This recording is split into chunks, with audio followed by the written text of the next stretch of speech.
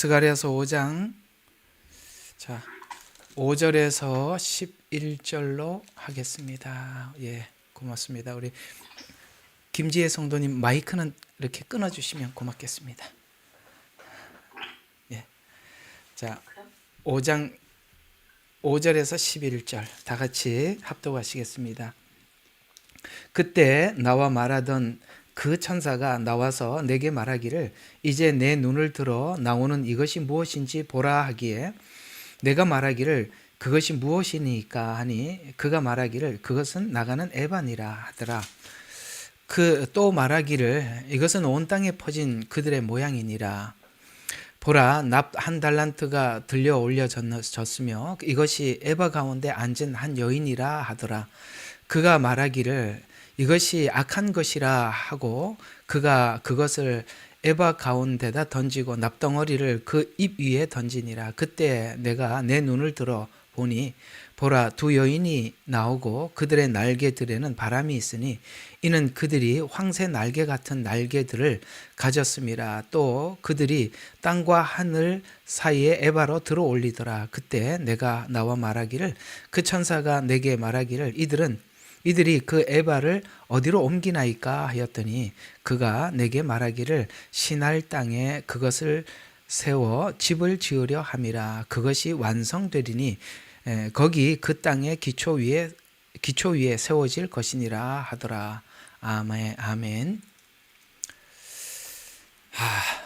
참 이게 우리가 성경을 볼 줄 알고 복음이 우리에게 하고 싶은 말이 뭔지를 알고 나면 여기 한 단어 하나, 여기 한 절, 그 다음에 여기 있는 환상 하나하나가 얼마나 값진지 이 값을 정말 치를 수가 없을 만큼 너무 값진 내용들이 쭉 설명이 되어져 있습니다. 여기 이게 이제 악의 근원이 뭔지 이제 하나님께서 정체를 드러내는 거거든요. 그래서 여기 이제 두 여인이 나오고 황새 날개로 이제 여기 에바를 들어 올려서 시날 땅으로 옮겨 아예 완전히 이렇게 완전히 버리는 것이죠. 자, 이게 오늘은 막 이게 내용이 참 너무 벅차고 내용도 너무 방대하고 그런데 오늘은 가끔씩은 여러분들에게 자세히 설명하는 것도 도움이 되지만 아주 굵고 간략하게 여러분들에게 설명하는 것도 큰 도움이 될 것 같아서 오늘 스가랴서 환상이 여러분 성경을 한번 같이 봐보시죠. 보시면 환상이 몇 장까지 나와 있나요? 예, 그렇습니다. 여기 6장까지 나와 있습니다. 그렇죠?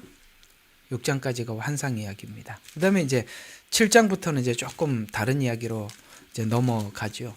자, 그래서 이게 스가랴서가 총 14장이거든요.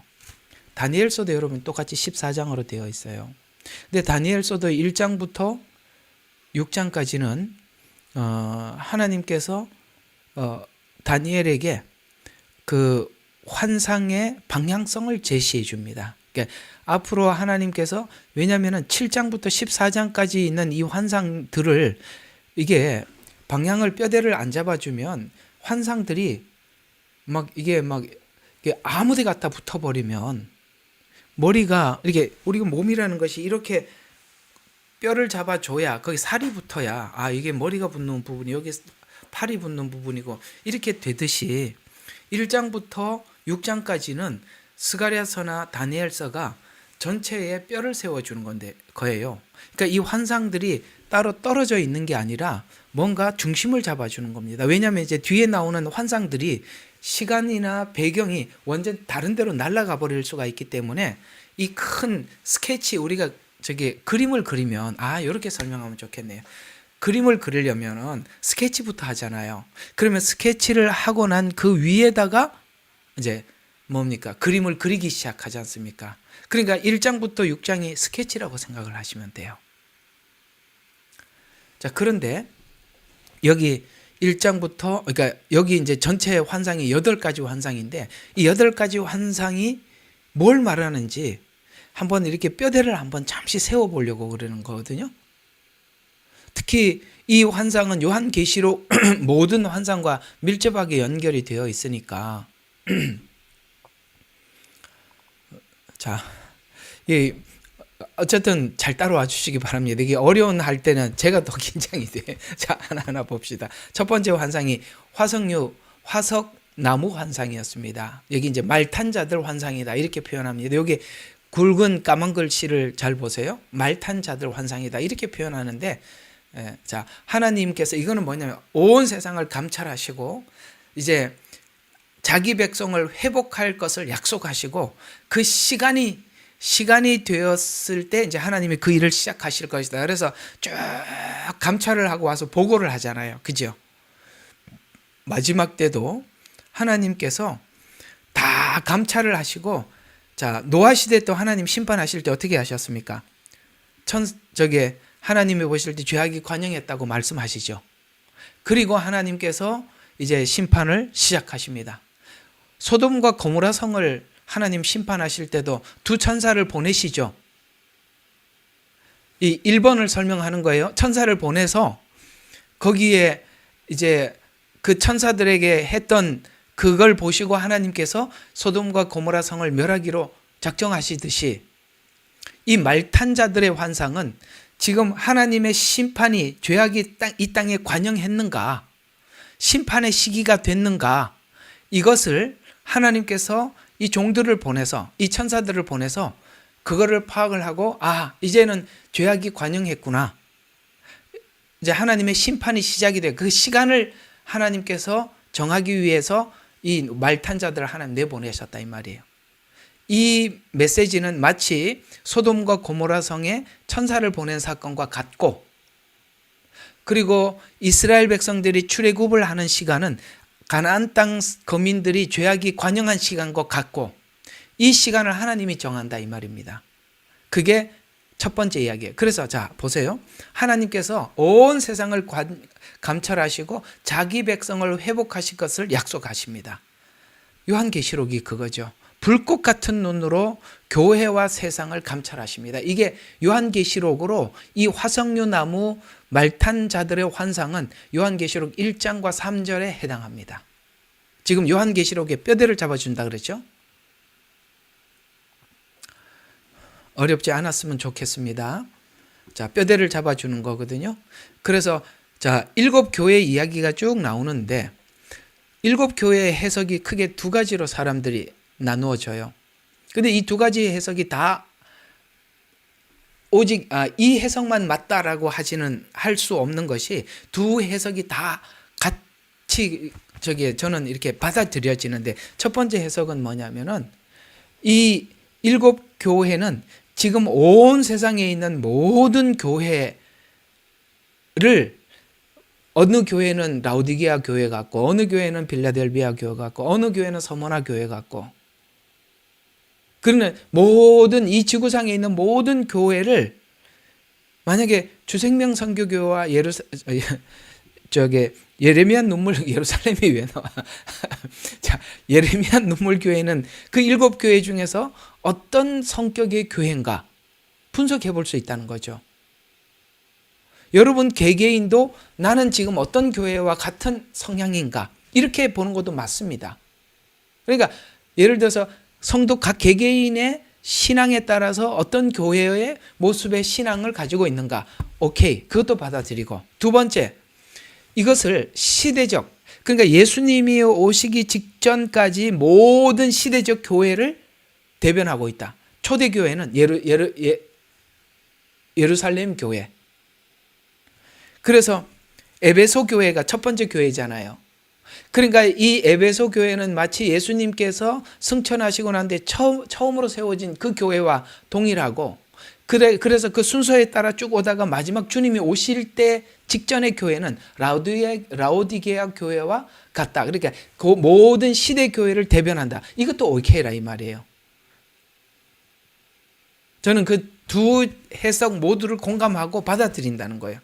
자, 그러면 1번 화석류 나무 말탄 자들의 이 환상은 하나님께서 교회와 세상을 감찰한다 그랬죠. 그래서 두 가지 해석을 다 수용한다. 하나는 역사적 교회, 또 하나는 실제 지금 현재 교회. 이 두 가지를 다 수용합니다. 이거는 뭐 큰 문제가 안 되는 거예요. 둘 다 수용하는 게 맞아 보입니다. 두 번째, 넷불 대장장이 환상. 지금 우리가 했던 거잖아요. 요거는 그죠? 대장장이 환상은 뭡니까? 이스라엘을 흩은 세력을 심판하시는 거죠. 지금까지 이스라엘을 흩었을 뿐만 아니라 이스라엘을 파괴시키기 위해서 제국들이 나타나서 항상 이스라엘을 타겟을 삼았잖아요. 그래서 흩었습니다. 그걸 하나님이 심판하십니다. 그게 이 넷불과 대장장이 환상은요, 요한계시록 19장과 연결이 됩니다. 대장장이는 그 흩은 세력을 세우는 목수라 그랬잖아요. 이거는 이제 요한계시록 19장 넘어서서 20장, 21장 하나님 나라를 세우는 예수 그리스도를 상징하거든요. 이 대장장이는. 자, 그래서 이것은 요한계시록에서는 짐승나라와 열국에 대한 최종 심판을 이야기하는 겁니다. 대장장이가 와서 그것을 부수고 세우고 하는 거. 자, 그다음 측량줄 잡은 환상이 이제 스가랴서 2장에 나오는데요. 이 측량줄에는, 자, 지금 스가랴는 후기 선지서라 그랬죠. 전에 공부했던 거 다시 새록새록 좀 떠오르시기를 바랍니다. 후기 선지서라고 했습니다. 돌아와서 예루살렘 성전을 재건을 하려고 측량줄을 잡으려고 할 때 하나님께서 측량하지 말라고 그랬죠. 인간이 세운 성전이 아니라 하나님이 세운 성전. 그래서 측량줄 잡은 사람의 환상은 하나님께서 예루살렘을 친히 보호하시고 영광 가운데 세워질 천년왕국, 그거는 사람의 손에 의해서 세워지는 게 아니라 하나님께서 하늘에서 내려오는 성전이지 않습니까? 그러니까 이 땅에 세우지 마, 너희들이 청량하지 말라, 이 말입니다. 이건 요한계시록 21장에 해당하는 환상으로서 새 예루살렘 완성과 하나님 나라의 영원한 임재를 상징하는 겁니다.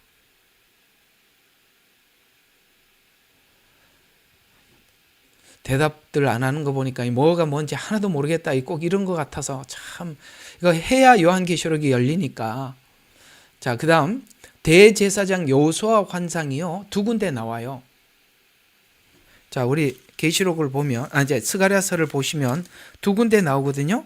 자, 3장에 나오죠. 여호수아가 지금 이렇게 불에서 꺼낸 나무처럼 이렇게 더러워펴진 옷을 입고 하나님 앞에 섰지요.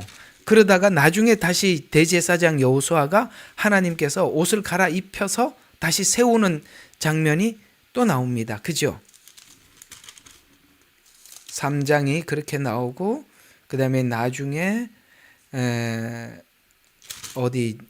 대제사장 여호수아가 하나님 앞에 옷을 갈아입히라라고 해서 그렇게 하나님 앞에 서는 모습이 하여튼 두 군데 나옵니다. 그래서 이 대제사장 여호수아는 구원받은 자들의 대표, 이스라엘의 대표, 이게 대표자로 등장을 하는데요. 이거는 죄를 제거하시고 새 옷을 입히시는 하나님의 은혜. 요한계시록 7년 환란은 더러워진 옷을 입혀주시는 시간이라는 거예요. 이게 어디 나오죠? 요한계시록 7장과 19장에 나옵니다. 7장이 온통 여호수아가, 대제사장 여호수아가 옷을 갈아입는 이 이야기가 전부 다 7장 이야기입니다. 14만 4천이 하나님 앞에 이스라엘이 구원을 받죠. 그 다음에 흰옷 입은 무리들이, 셀 수 없는 무리들이 나옵니다. 이게 흰옷을 갈아입는 그 사건이에요. 그리고 19장에 보면은 이 옷을 갈아입은 자들이 19장에 하나님 앞에 들림을 받습니다. 구원을 받게 되죠. 지금 스가랴서는 요한계시록과 예언서의 방향의 뼈대를 잡아주고 있다 그랬습니다. 이 환상이 연결이 되어 있어요. 전부 다. 그 다음에 이렇게 하려면 천년 왕국이 내려오고, 그 다음에 우리 모두가 하나님 앞에 흰 옷을 입고 구원을 받으려면, 그것을 위해서 예수님께서 십자가에 죽으시고 부활 승천하셔서 성령님이 오셔야 되는데, 구약에 있는 이 성전이 어떻다고요? 계속 제사장이 가서 기름을 부어야만 했지만, 그러나 두 감람나무, 거기에서 기름이 계속 나와서 교회가 세워지고 마지막 이 대제사장 여기 있는 순금 등대와 두 감람나무 둘이라고 얘기하는 거, 이 두 증인을 저번 주에 말씀드린 게 기억나시죠? 두 증인. 그래서 이 두 증인의 사역은 성령의 사역이에요. 엄청난 성령의 사역입니다. 초대교회 사도들이 하나님의 성령을 한량없이 부어주셔서 기적을 행하고 복음을 전파하고 사람들이 그 복음을 전했더니 그 가슴을 치고 하나님 앞에 나오고 이러는데 이 마지막 때 하나님께서 세우시는 종들에게 엄청난 기름 부음이 있을 겁니다. 마지막 때는. 그래서 이 기름 부음을 통해서 기적을 행하기도 하시고 말씀을 증거할 때 사람들이 3,000명, 6,000명 막 그냥 5,000명 막 하나님 앞에 막 회개하고 돌아오는 이런 역사들이 나타나는 거예요. 우리가 앉으면 하나하나 전도하기 얼마나 힘들어요. 그러나 이 마지막 때 하나님이 강력하게 성령을 부어주시는 그 사역을 대변해 주는 것입니다. 그 다음에 오늘 날아가는 두루마리 환상, 오늘 에바 환상 이전에 있는 건데 이건 뭡니까? 저번 주에 말씀드렸던 거죠. 그죠? 기억하십니까? 두 가지가 나다. 두 가지가 했다 그러죠? 사람들에게 거짓 증언하지 마라. 그다음에 하나님 앞에 뭐 하지 마라? 서원하지 마라. 거짓 서원하지 마라. 이거는 뭡니까? 하나님과 사람 앞에 거짓 신앙을 덮기 위한 그 거짓 맹세하지 마라. 그러죠? 자기의 거짓된 종교성을 덮기 위한 수단이라고 했잖아요. 날아가는. 그래서 10계명을 두 가지를 압축시킨 것이다라고 말씀을 드렸죠. 이건 뭐죠? 두루마리는 율법을 의미한다. 하나님의 말씀은 죄를 드러내고 심판하신다. 요한계시록에 보면은 죄를 다 드러내고 그 죄를 드러낸 죄들을 심판하시죠. 자, 오늘 여러분들과 함께 읽었던 에바 속 여인 환상은 악은 하나의 체계로 모여 있다. 요거 이제 오늘 굉장히 중요한 메시지거든요. 악은 카르텔이 하나라는 거예요. 둘이 싸우는 것 같아도 하나라는 거예요. 이상해요. 이 악이라는 것이 서로가 다른 주장을 하고 있지만 그래서 자기들끼리 갈라져 있다가도 하나님을 대적하는 데는 순식간에 하나가 돼요. 빌라도와 그 다음에 뭡니까? 이 제사장들은 항상 서로 원수처럼 여겼어요. 그리고 바리새인, 서기관, 사두개인 서로 간에 항상 이렇게 분열이 되어 있다가 이상하게도 예수님을 십자가에 못 박는 일에는 정치 권세나 그 다음에 종교 권세, 바리새인들이나 빌라도나 전부 다 하나가 돼버리더라는 거예요. 지금 하나님이 그 비밀을 알려주는 거예요. 이걸 성경은 정사의 권세라고 하는 겁니다. 정치. 그래서 오늘 이 에바 속 여인의 환상은 악이 하나의 체계로 모여서 결국은 이 바벨론에서 나온 거라는 거예요. 바벨론의 이게 사단의 머릿속에서 나온 방식이다. 그걸 하나님이 정체를 드러내고 있어요. 이게 요한계시록 17장, 18장에 가보면 정치, 경제, 종교가 하나가 돼서 결합되어 있다는 것을 다 정체를 드러내 주십니다. 이게 에바 속 여인이에요. 어때요? 요한계시록 똑같지요? 그 다음에 이제 내병거 환상이거든요. 자, 내병거 환상은요, 하나님의 심판이 온 세상에 집중되고 하나님의 뜻이 완성된다라는 게 이게 마지막 환상이거든요. 이건 요한계시록 재림하신 예수님의 최후의 승리, 악을 심판하시고 하나님 나라를 세우는 그게 요한계시록 19장과 20장이에요. 자, 제가 짧게 여러분들에게 빨리 지나갔습니다. 이렇게 이야기할 때는 복잡하게 설명하면 더 어려우니까 빨리 짧게 지나가는 게 좋아요. 근데 이 8가지 환상을 보니까 어떻습니까? 지금 앞으로 스가랴가 6장부터 하나님께서 이제 환상을 하나하나 풀어갈 거예요. 이 뼈대 속에서 환상을 이렇게 설명을 할 거예요. 자, 스가랴서는 요한계시록에 뼈대를 세워준다 그랬죠. 앞으로 모든 요한계시록은 이 틀 안에서 8가지 환상 속에서 뼈를 세운 데만 살을 붙이라는 거예요.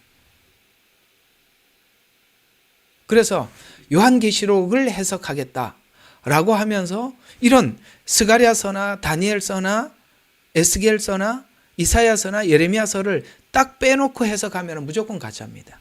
왜? 여기서 이 뼈대 위에서 요한계시록은 붙어들. 왜요? 여기 보세요. 19장, 20장, 17장, 18장, 20장, 계시록 11장, 7장, 19장, 21장, 19장, 1장, 3장 다 들어와 있잖아요. 요한계시록이 다 들어와 있잖아요. 이 환상 속에. 어떻게 끊어져 있을 수 없다는 거예요.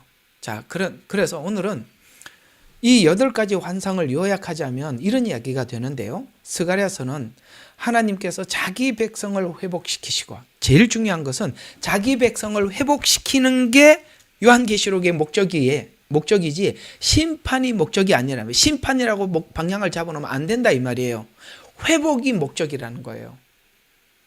또 죄와 악을 심판해서 메시아 하나님 나라를 세우실 것을 환상으로 예언하고, 계시록은 그 예언이 마지막 때 큰 바벨론 심판과, 아시겠어요? 바벨론 심판과 하나님께 남은 자들, 구원받을 자들이 새 예루살렘의 완성으로 성취되는 과정을 보여주는 거예요. 그게 8가지 환상이라는 거예요. 이게 환상이라는 것을, 근데 이게 지금 저는 이게 환상을 연결시켜서 말씀을 드렸어요. 전체를 연결을 시켰고 요한계시록과 연결시켰어요. 그런데 이게 보통 저는 그렇게 생각해요. 사단이 만약에 이걸 못 보게 한다면 제 생각에는 이 환상부터 따로 끊어버릴 것 같아요. 끊어버리면 우리가 연결이 안 되면 뼈대가 안 세워지는 거거든요. 그러니까 우리가 이 몸이라는 것을, 예를 들어서 여러분들 이게 사람 이야기하면 좀 너무 좀 그러니까, 소 어떻게 생긴지 아시죠? 여러분 소 알죠? 그 뼈다귀 소가 이게 뼈가 이렇게 막 흩어져 있어요. 그럼 여러분들이 그 뼈를 조립하라 그러면 소가 어떻게 생긴지 아니까 뼈를 어디에다 조립하는지 알겠죠? 요거 딱 들고, 요건 갈비뼈네, 요거는 등뼈네, 요거는 꼬리뼈네, 요거는 이게 소 대가리네, 이렇게 거기다 맞춰서 딱딱 끼울 거 아니에요. 왜? 전체를 알면. 근데 전체를 모르면 저기 갈비뼈 하나 들고 이게 어디 붙은 거지? 여기 갖다 이렇게 해놓은 것도 이상하게 생기고 저기다 갖다 이렇게 되는 거잖아요. 이 환상이 전체의 그림이라 이 말이에요. 스케치. 그러니까 이걸 스케치를 알면은 누가 뭔가를 딱 이야기를 했을 때 그게 딱 구분이 되는데, 전체 그림을 모르니까 요한계시록을 막 이렇게 해석해도 아멘하고 저렇게 해석해도 아멘하는 거예요. 그러지 말라 이 말이에요. 이렇게 스케치를 그려줬잖아요. 왜 이게 연결을 시키는 것이 중요한지 한번 봅시다.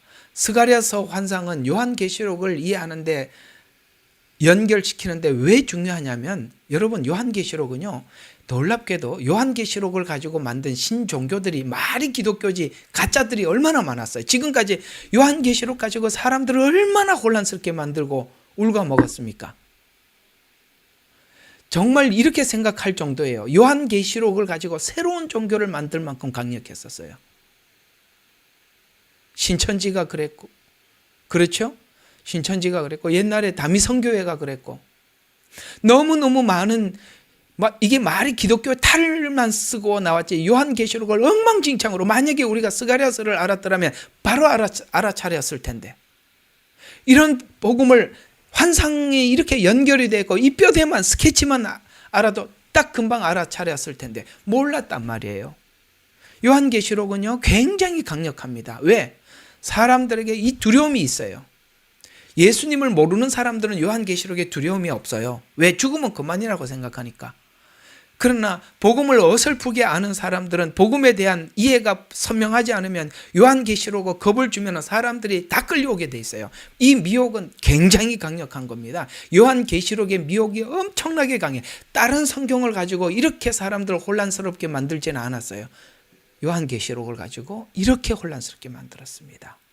요한계시록은 여기 기록한 대로 새로운 종교를 만들 만큼 강력합니다. 그러나 계시록은 구약 예언의 성취와 연결되어 있다는 것을 알려서 구약과 신약은 자연스럽게 연결되어 있으며, 나아가서 예언서도 연결되어 있다는 거예요. 구약과 신약이 연결이 되어 있듯이 구약에 있는 예언서와 요한계시록에 이 신약에 나와 있는 한 권의 예언서가 연결되어 있다는 것을 알면 요한계시록을 가지고 성경을 해석하는 모든 사람들에게 항상 물어봐야 돼요. 당신이 요한계시록의 이 해석은 구약에 어디를 근거하냐라고 물으면 아무도 말 못하는 거예요. 가짜들은 말 못하는 거예요. 왜? 요한계시록은 구약 예언의 성취일 뿐이거든요. 성취일 뿐이에요. 새로운 게 아니라 이 말이에요. 그 다음, 그래서 계시록만으로 계시록을 해석하는 자들의 시도를 근본적으로 막을 수 있어요. 오늘 이런 이야기들을 우리가 알게 되면. 두 번째로는 바벨론, 즉 악의 세력을 자꾸 어떻게 하면 특정한 세력으로 자꾸 만들어요. 적그리스도는 옛날에 로마, 예? 그 불 지르고 그런, 요즘 이렇게 해서 네로, 예, 네로다고 하다가 뭐 어느 날은 또 뭐 히틀러라고 했다. 이런데 안 속는다 이 말이에요. 성경은 말하고 있어요. 바벨론은 적그리스도 세력인데, 악의 세력인데, 바벨론은 악의 세력, 즉 특정인이나 특정 세력으로 만드는 것에 거짓을 분별하게 하더라. 바벨론은 하나님을 대적하는 체계를 말하는데 특정인으로, 과거의 특정인으로 한정짓지 못하게 만든다 이 말이에요. 특정인을 만들어 놓으면 자꾸 사람 이름을 거론한다 이 말이에요. 물론 나중에 이런 세력이 등장할 거예요. 그러나 우리는 왜 무천년설이 먹혀 들어가느냐? 과거에 어떤 특정한 사람으로 딱 못을 박아버리니까 앞으로 적그리스도는 이미 과거에 있었던 세력이라고 하니까 앞으로 나타날 적그리스도에 대해서 관찰하지 않게 만들었다 이 말이에요. 그런데 우리가 속지 않게 된다. 또 계시록의 중심을 이 사람들이 왜 뭘로 사람들을 위협하고 공포심을 주느냐면 이 요한계시록의 주인공이 보면은 마치 적그리스도 같이 보여. 근데 여러분, 7 나팔과 7 재앙을 허락하신 분이 하나님이시잖아요. 적그리스도가 아니지 않습니까? 근데 이상하게 이 마지막 때 주인공을 적그리스도처럼 딱 내세워서 사람들에게 공포와 두려움을 주는 거예요. 그래서 그 적그리스도의 공포에 우리가 그 공포심을 넘어가려면 특정한 자기 단체 안에 들어와야 보호를 받는다. 그래서 못 떠나는 거예요. 이렇게 하더라는 것이죠. 그러면 또 계시록을 우리만 안다고 말하는 자들을 분별하게 한다. 왜냐하면 계시록은 아까 말씀드린 가장 중요한 게 스가랴서라고 여러 번 말씀드렸죠. 스가랴, 다니엘, 에스겔, 이사야, 예레미야, 구약을 바탕으로 기록되었음을 연결시켜서 거짓 해석자들을 방어하도록 돕는 겁니다. 우리가 이 스가랴만 알아도 얼마나 이 잘못 해석하는 자들을 얼마나 방어하고 우리가 분별할 수 있겠습니까? 자, 그런 관점에서 오늘 이 읽었던 이 에바 환상의 위치는 어떤 위치냐면, 자, 앞에 있는 환상을 보면 두루마리 환상이 나와요. 이건 뭐죠? 죄를 드러내고 그다음 죄를 드러냈어요. 에바 환상은 죄를 제거하는 겁니다. 아시겠어요? 한쪽은 두루마리는 죄를 드러냅니다. 근데 이 에바 환상은 드러난 죄를 제거하는 거예요. 요한계시록이죠. 요한계시록은 하나님이 환난을 주니까 하나님을 모독하는 사람이 그러니까 모독하지 않으면 하나님을 경외하는 사람이 둘이 드러나는 거예요. 그러니까 하나님의 마지막 때 이렇게 심판을 하나님께서 하시는 일은 죄를 드러내는 거예요. 그리고 드러내서 제거한다. 그러기 위해서는 내병거 환상이 뭐냐? 그 시기를 정하는 거예요. 다음 환상이. 자, 그래서 이 세 환상은 이렇게 연결해요. 두루마리 환상은 죄를 드러내는 것, 에바 환상은 죄를 제거하는 것, 내병거 환상은 죄를 제거하는 시기를 정하는 것. 이렇게 나오는 겁니다. 나중에 들으면서 적어가면서 정리하세요. 한번 적어보면서 이렇게 해야 정리가 돼요. 아이고, 나는 스가랴서 너무 어렵다. 그냥 한 시간 듣는 것도 힘들다. 이러면 여러분들이 예언서를 포기하는 겁니다. 진짜 중요해요.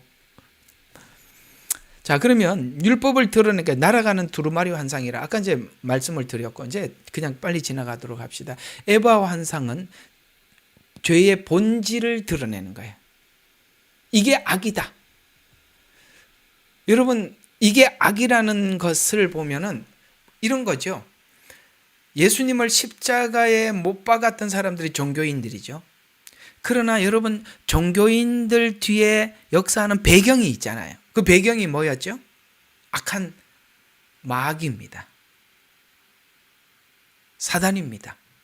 그 사단이 이런 종교인들을 통해서 자기 명예, 자기 인기, 이걸 위해서 그냥 예수님을 십자가에 못 박잖아요.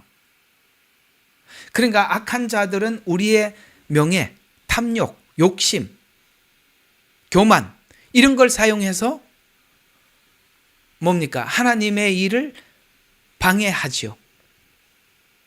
하나님의 일을, 그러니까 예수님을 십자가에 못 박지요. 이런 것처럼 이 에바 환상은 이것이 악이라라고 하나님이 얘기해요. 오늘 본문 한번 보세요. 이게 악이다라고. 자, 보시면 6절에 보니까 그것이 무엇이, 그것은 나가는 에반이라 온 땅에 퍼진 모양이다. 온 땅에 이 악이 퍼졌는데 8절을 보면 그가 말해 이것은 악한 것이라 하고 그가 그것을 에바 가운데 던지고 납덩어리를 그 위에 던져지라. 이해가 가요? 이게 악이다. 드러내는 거예요. 그러니까 요한계시록은 뭡니까? 악이 뒤에서 숨어서 활동을 했는데 하나님께서 사단이 활동하는 것을 완전히 세상 가운데 완전히 꺼내놓잖아요. 그리고 그 활동을 허락해버리잖아요. 그러니까 얼마나 악하게 활동합니까? 그 얘기잖아요. 그래서 이것이 악이라고 하면서 죄의 본질을 한 곳에 모아서 하나님께서 봉인해서 제거해버리는 거예요. 제거하고 난 이후에 뭐가 세워지죠? 내병거 환상은 천년왕국이 재림한 이 땅에 오는 거예요. 7년 환란이 끝나고 천년왕국이 내려오잖아요. 똑같은 구조예요. 그래서 내병거 환상은 바로 천년왕국을 의미하는 거예요. 자, 말씀드렸던 거 두루마리 환상, 그 다음에 에바 환상, 병거 환상. 자, 요거 보세요. 제가 요거 외우라 그랬죠. 자, 이거 없는 사람 지금 카메라로 꼭 찍어 놓으셔야 돼. 여러분들이 이 교회를 다니시려면 이 그림을 달달달 외우셔야 하는 것입니다. 자, 그러면 한번 봅시다. 자, 여기 어디 있죠? 내병거 환상. 요 내병거 환상. 요거 봅시다. 이제 다음 주에 다음번에 할 게 요거거든요. 내병거 환상이 4개잖아요. 이 내병거가 어디에 속하는 거냐면 바로 요 지점이에요. 요 지점. 요거 보이세요? 1에서 4인. 요 4마리 말이 나오죠? 검은색, 붉은색, 그러니까 흰색, 붉은색, 검은색, 청황색. 이 4마리 말이. 그러면 7년의 시작은 어디입니까? 요 지점이죠. 요 지점. 여기가 7년의 시작이죠. 여기까지가 1, 2, 3, 4, 5, 6이 뭐죠? 전 3년 반. 그 다음에 1, 2, 3, 4, 5, 6, 7 대접이 후 3년 반. 성경은 요걸 가지고 큰 환란이라 이렇게 표현했어요. 요때 강제성을 띠는 거예요. 짐승의 표가. 성경은 요 전 3년 반과 후 3년 반 사이에 휴거가 있다고 제가 그렇게 주장을 했습니다. 그럼 내병거 환상은 뭐죠? 이 4마리 말이 온 땅을 두루 다니다가 하나님께서 이 첫 번째 나팔을 불 시기를 정하는 거예요.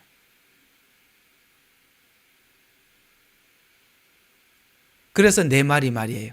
미혹, 전쟁, 기근, 전염병. 너무 신기하죠? 스가랴서가 요한계시록하고 정확하게 일치합니다.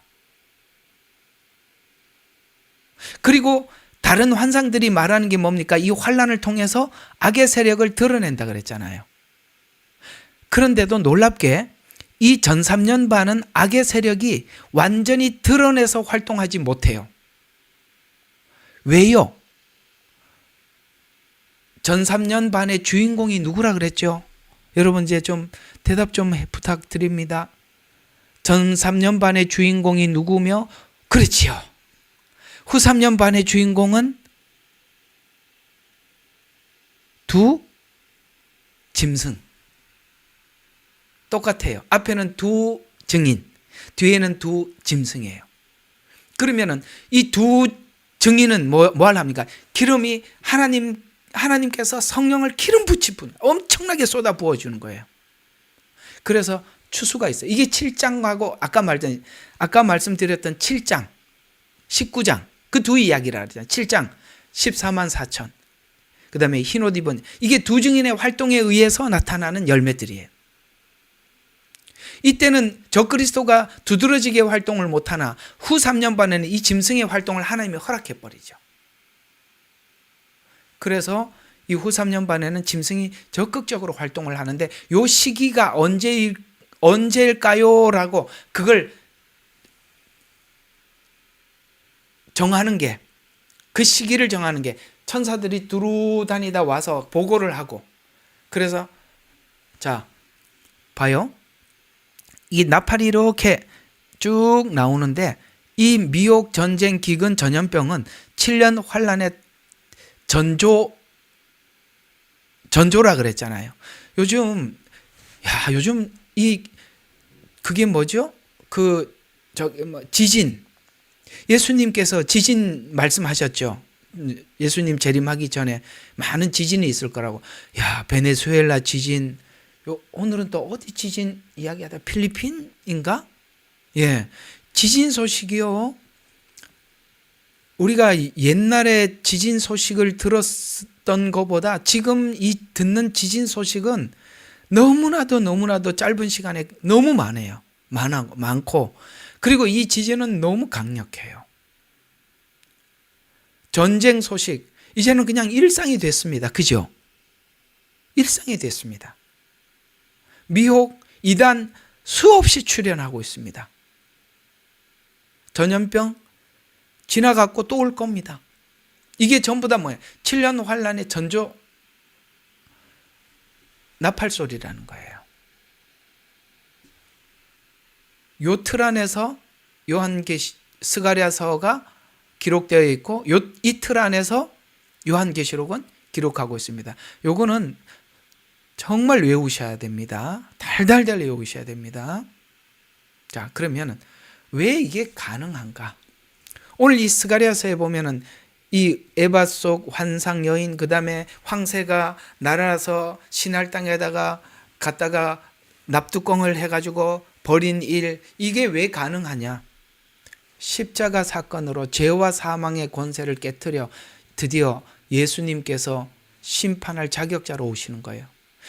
이 예수님께서 십자가를 지셔서 사단이 하나님 앞에 가지고 있는 고난이 뭐였습니까? 사망의 권세였잖아요. 사망의 권세를 깨트리고 죄의 권세를 깨트렸기 때문에 더 이상 사단은 하나님께 주장할 게 없어요. 하나님께 내세울 게 없단 말이에요. 주장할 게 없어요. 그래서 이 심판이 가능하게 된 겁니다. 예수님 십자가가 없이는 심판이 있을 수가 없는 일이에요.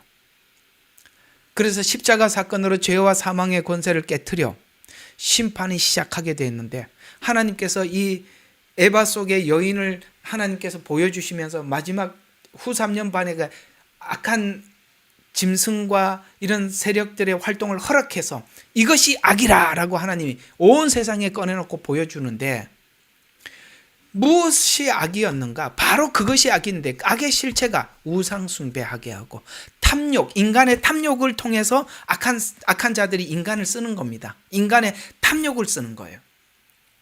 그 다음에 인간의 불의를 쓰는 거예요. 인간의 교만을 쓰는 겁니다. 인간의 거짓됨을 쓰는 겁니다. 자, 그러면 여러분, 사단이 이런 걸 가지고 사람을 쓴다면 여러분들이 이걸 없애야만이 사단에게 도구가 되질 않는 거예요. 보세요. 사단의 도구가 되는 사람들을 보면 사람들의 탐욕이 사단의 도구가 돼서 그 탐욕을 마음껏 쓰는 거예요. 그 다음에 사람들의 불의를 쓰는 겁니다. 여러분 보세요. 사단에게 쓰임받는 자들의 형태를 보면 다 불의해요. 목적을 위해서 수단은 아무렇게 해도 된다. 이게 불의예요.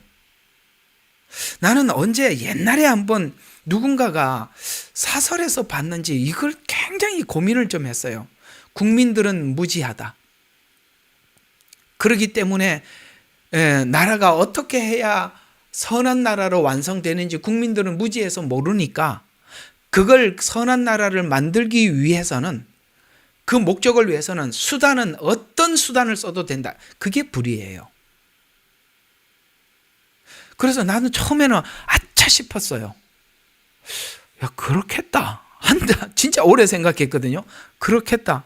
사람들은 무지하니까 자기밖에 모르니까 정말 아름다운 나라를 이렇게 만들어야 되는구나라는 그림을 못 그리니까 사람들이 무지하니까 그걸 만들어 주려면 그냥 어떤 수단을 써서라도 그 나라를 그냥 만들어 주면 된다. 지금 보니까 이쪽 사람들이 생각하는 방식이라는 걸 이제 알았어요. 이걸 성취하기 위해서는 무지한 사람들에게 우리가 어떤 수단을 써도 된다. 이게 불의거든요. 하나님은 불의로 일하지 않습니다. 그 다음에 교만, 사람들의 교만을 쓰는 거예요. 그 짓을, 이게 다 묶여 있는 겁니다.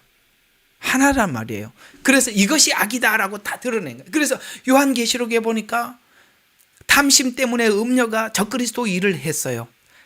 자기 욕심 때문에. 그 다음에 적그리스도가 그러니까 탐심과 불의에 가득하고 교만이 가득한 이 거짓 선지자들을 써서 를 통해서 적그리스도 일을 하게 하고, 적그리스도는 뭡니까? 사단의 지시에 의해서 사람들을 부렸다. 이것이 악이라 하고 이렇게 드러내죠. 이게 요한계시록이잖아요. 다 보여주는 거. 얼마나 기가 막혀. 이것이 악이다. 요한계시록에 다 드러나더라 이 말이에요. 이건 뭡니까? 이것은 이 악은 회개하지 않고 통제가 되지 않기 때문에 그걸 한 군데 담아가지고 납뚜껑에 봉인해갖고 신할 땅에 던지는 거예요. 초림 때 던져졌어요. 예수님께서는 오셔서 사단의 대가리를 밟아버렸단 말이에요. 아시겠어요? 그게 초림 때 밟아버렸던 것을 재림 때 오셔서 완성을 하시는 겁니다. 그래서 이건 마치 뭘 연상하게 하는 거냐면은 여러분 천년 동안 무전갱에 결박되는 장면을 얘기하는 겁니다. 뚜껑에 저기 하고 뚜껑을 닫아버려요. 천년 동안 아무것도 못해. 그래서 납뚜껑을 덮었다는 거예요. 그래서 무전갱에 가두고 뚜껑을 덮으니까 올라올 수가 없어요. 또 여기 보면은 이걸 가지고 날아간 새가 황새라고 나와요. 여기 보면 두 여인이 황새 날개 같은 날개에 에바에 들려 올려. 지금 스가랴가 그렇게 환상을 보고 있어요. 신할 땅으로 옮기는 걸 하나님 보여줬어요. 그럼 이 황새는 왜 등장하냐 이거죠. 레위기에 보면 이 황새는 부정한 새로 나옵니다. 이게 무슨 뜻이냐면 두 천사라고 했습니다. 여러분 이 땅에 이 사단의 정사와 권세를 입고 활동하는 두 종류의 세력이 있는데, 많은 세력들 중에 크게 두 가지 세력이 있는데 하나는 뭐냐면 정치와 종교 세력이라고 성경은 그걸 꺼내주고 있거든요. 그래서 두 천사예요. 왜냐하면 요한계시록 보면 짐승과 음녀가 나온단 말이에요. 짐승은 정치 세력이에요. 음녀는 종교 세력이에요. 그래서 두 천사예요. 그런데 놀랍게도 이 두 천사는 자기들끼리 싸워서 패배해. 시편에 보면 악한 자들로 서로 싸워서 하나님 무너지게 하소서 이렇게 말씀하신 것처럼 이 악은 악하고, 요즘 너무 재미있어요. 나는 참 성경이 너무너무 맞다고 막 박수치고 요새 좋아하고 있는 게 뭐냐면, 여기는 우리 좌파가 없으니까 여기 보면 민주당에 보면 명청대전 이런 거 무슨 뜻인지 아시죠? 안 보는구나. 명청대전. 악은 악끼리 싸우는 거야.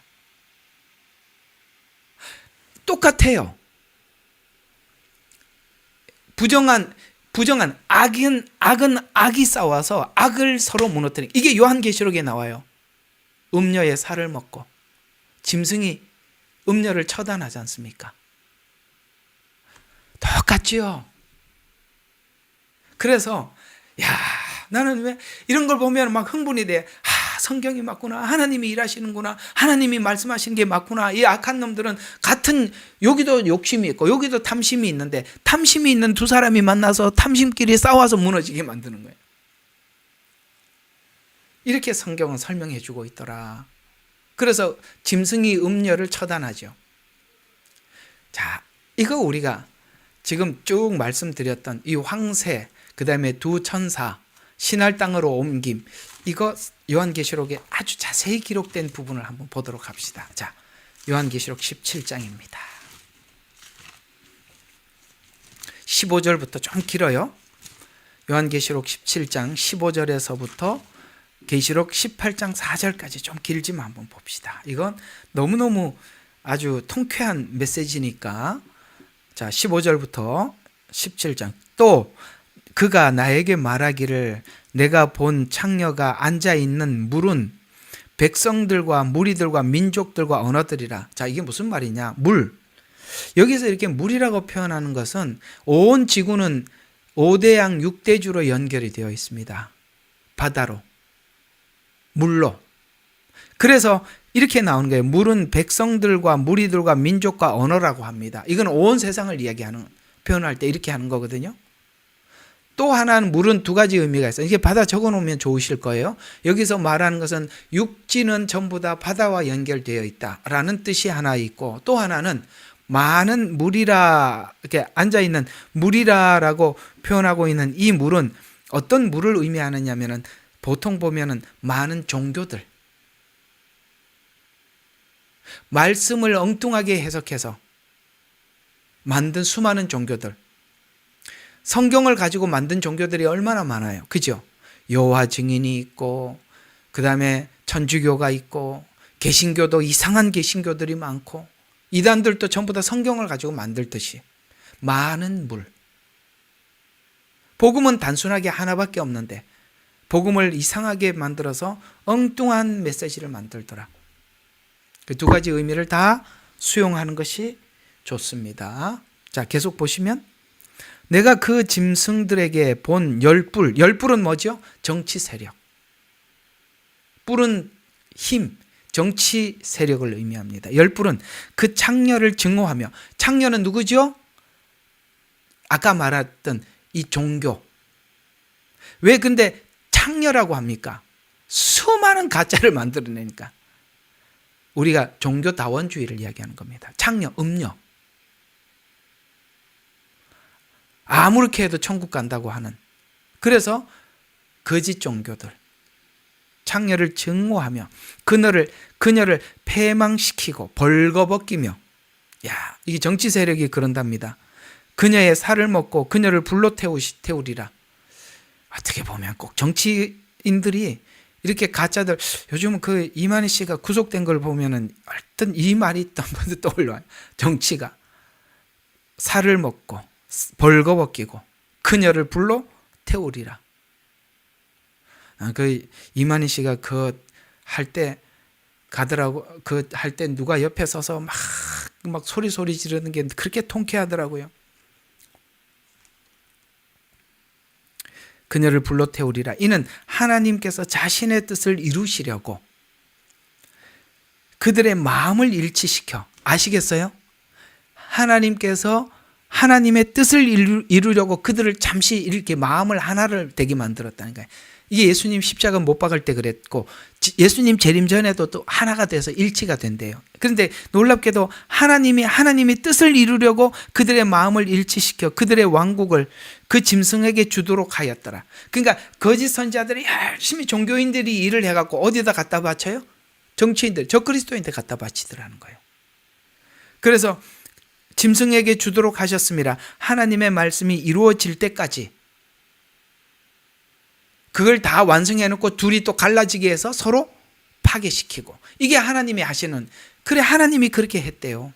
그러면서 내가 본 그 여자는 땅의 왕들을 다 다스리는 큰 도성이라, 너무 이렇게 정체를 드러냈어요. 야, 이 종교의 배경을 보니까 이 땅의 왕들을 다스리는 큰 도성이라. 그래서 이게 이제 그 어디죠? 천주교에서 이걸 이제 교황청이라 자꾸 이렇게 이야기를 하는 거예요. 교황청이 정치를 다스린다, 뭐 이렇게 이야기하기도 하고 하여튼 그런 겁니다. 자, 이 일들 후에 또 내가 보니, 자, 이게 이렇게 했어요. 이게 이제 끝났어요. 이 장면이 끝나 다음 장면으로 넘어갑니다. 또 다른 천사가 큰 권세를 가지고 하늘에서 내려오는데, 이게 다른 천사예요. 땅이 그 영광으로 환해지더라. 이거는 이제 어떤 천사죠? 다른 천사예요. 이거는 하나님으로부터 내려오는 부름받은 천사가 내려오는데 영광으로 환해지는데, 하나님의 영광이 비춰지면 뭐지요? 그 빛이 강력하며 어둠에 있던 것들이 드러난다, 이 말입니다. 그래서 그냥 이 천사가 누구냐? 라는 말에 이제 여러 가지 사람들의 의견이 분분한데, 이건 예수님 재림이다, 뭐 이렇게 표현하기도 하고 그럽니다.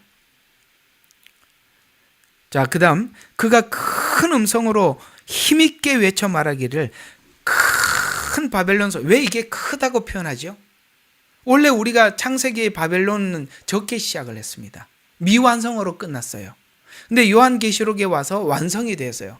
그래서 큰 바벨론이라고 말을 하는 겁니다. 그래서 옛 뱀, 큰 용, 옛 바벨론, 큰 바벨론, 이렇게 표현하는 겁니다. 왜? 그 세력이 커졌다, 이 뜻입니다. 근데 바벨론이 무너졌다. 마귀들의, 딱 걷어내 보니까 뭐예요? 마귀들의 거처, 더러운 영들의 소굴. 이건 뭡니까? 마귀는 단수예요. 이 세상을 누가 조종하고 있었더라? 마귀가 조종을 하고 있었더라. 근데 더러운 영들의 소굴, 이게 뭡니까?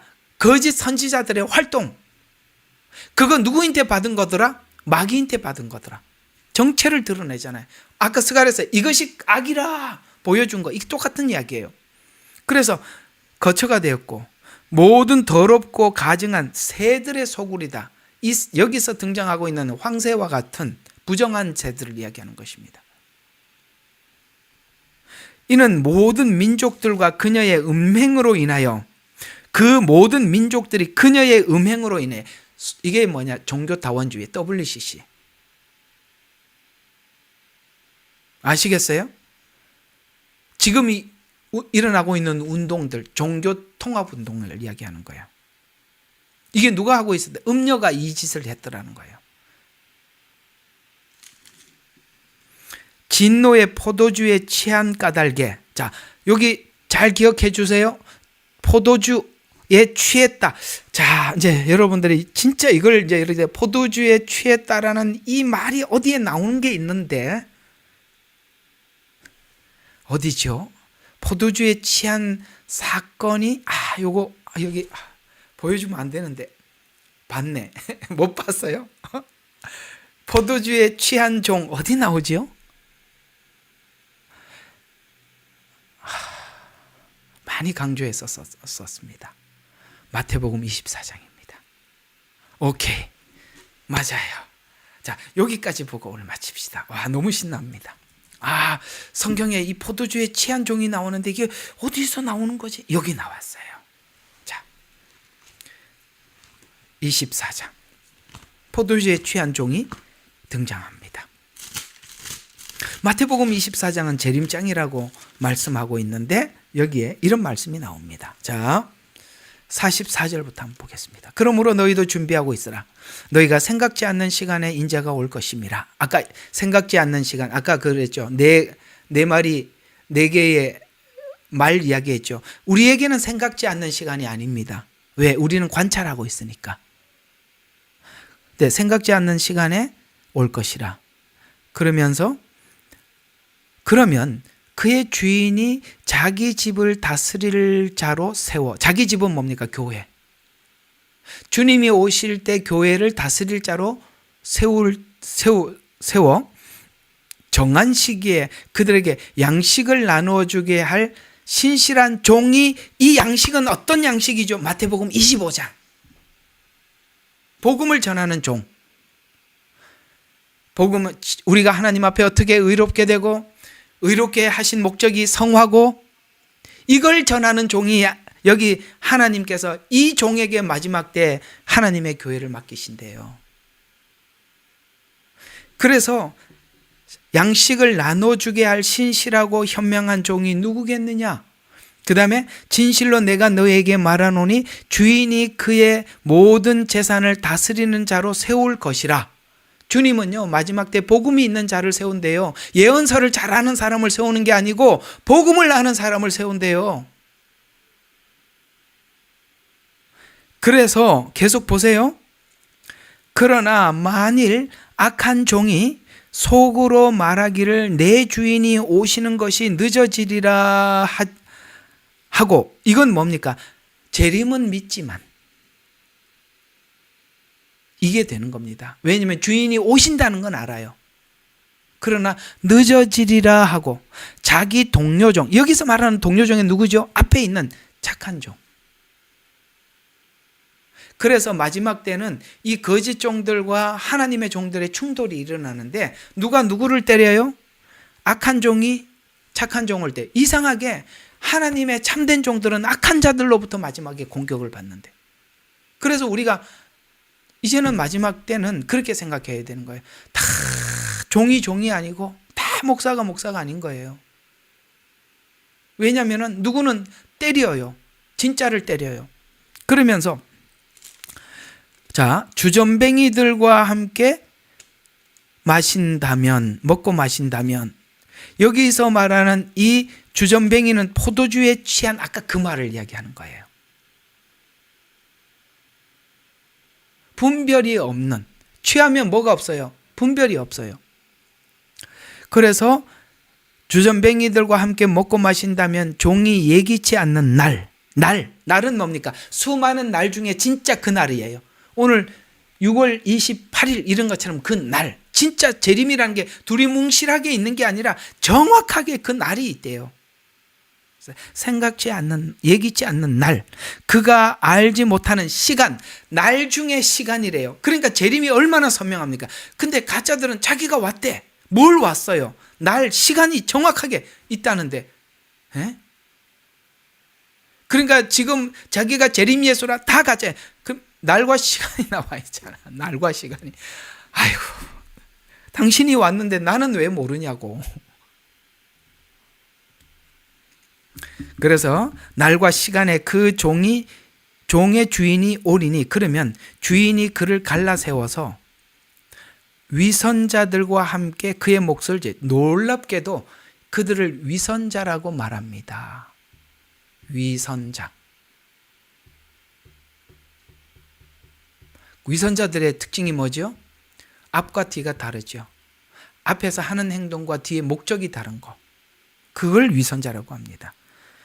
거기서 울며 이를 갈고 있으리라. 후회가 아니라 이런 표현은 지옥을 표현할 때 쓰는 말이에요.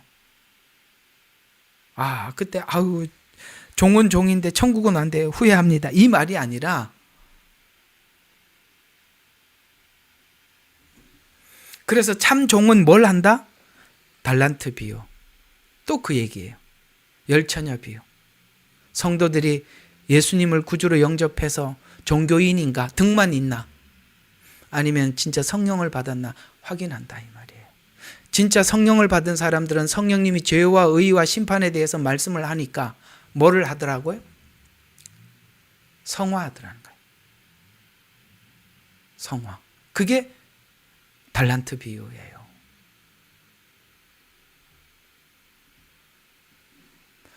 여기 악한 종이 착한 종을 때린다는데 때리는 정도가 어느 정도냐면 요한계시록 17장 6절에 보니까 순교자들의 피에 취할 정도로 때린답니다. 여러분 그 아프리카 크리스찬들이 사람들인데 맞아 죽는 영상 보셨습니까? 볼 수가 없어요. 예배당에 와서 사람들을 끌어내갖고 몽둥이로 인정사정 없이 두들겨 패고 다 죽어가니까 거기다 기름을 붓고 불사지르더라고. 와, 인간이 아니에요. 이것을 계속 반복하니까 여기 오늘 성경이 표현하는 거예요. 피해 순교자들의 피에 취했다라는 거예요. 악한 종들이 때린다는 거예요.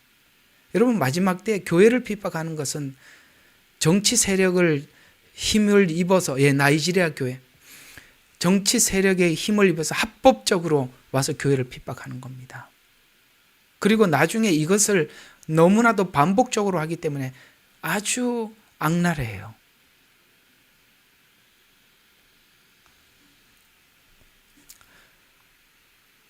근데 왜 사람들이 거짓 선지자가 되느냐? 이거 하나 더 보고 마칩시다. 왜 우리는 이 거짓 선지자들은 도대체 왜 이렇게 거짓 선지자가 될까?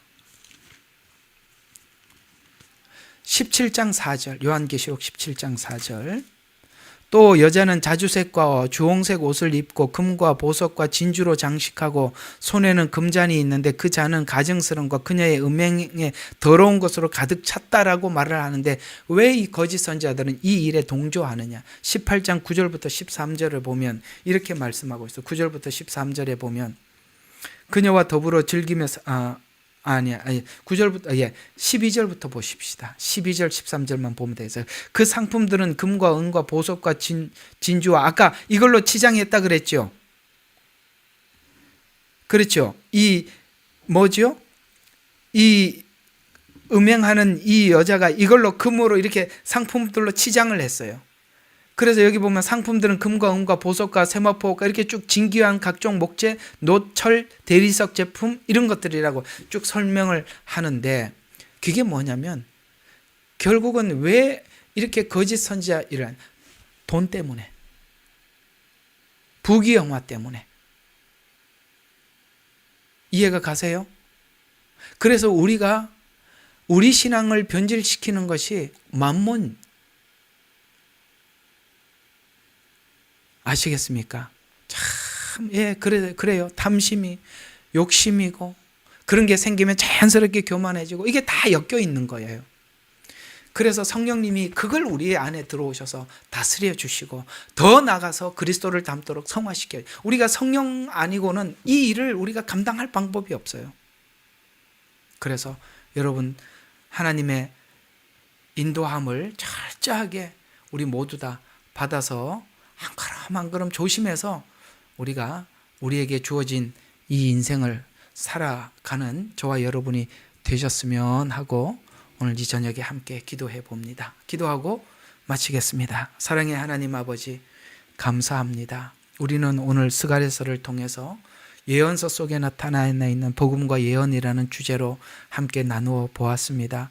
우리는 예언만 가지고 예언을 보려고 하지만 그러나 예언의 중심에는 복음이 있습니다. 하나님 이 복음에 대한 이해가 없으면 우리가 이 예언을 많이 오해할 수밖에 없는데 오늘 8가지 환상이 이 복음과 예언의 중심을 잡아주고 있사오니 하나님 이곳에서 정확히 하나님께서 하시고자 하는 목적과 이유를 알고 아버지 성경을 대할 수 있도록 도와주시옵소서.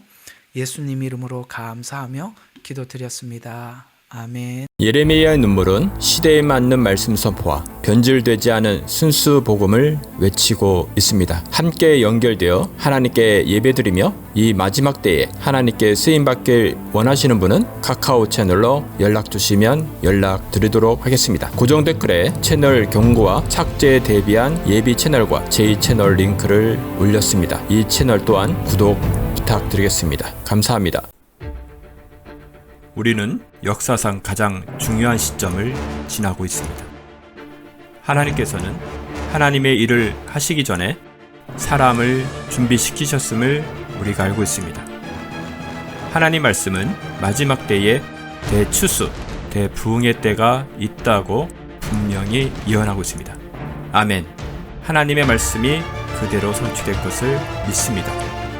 예레미야 눈물은 잠자는 교회와 영혼을 깨우기 위해 노력하고 있습니다. 이 가슴 뛰는 일에 함께 하길 원하시는 분은 카카오 채널로 연락 주시기 바랍니다. 당신은 위대한 하나님의 사람입니다.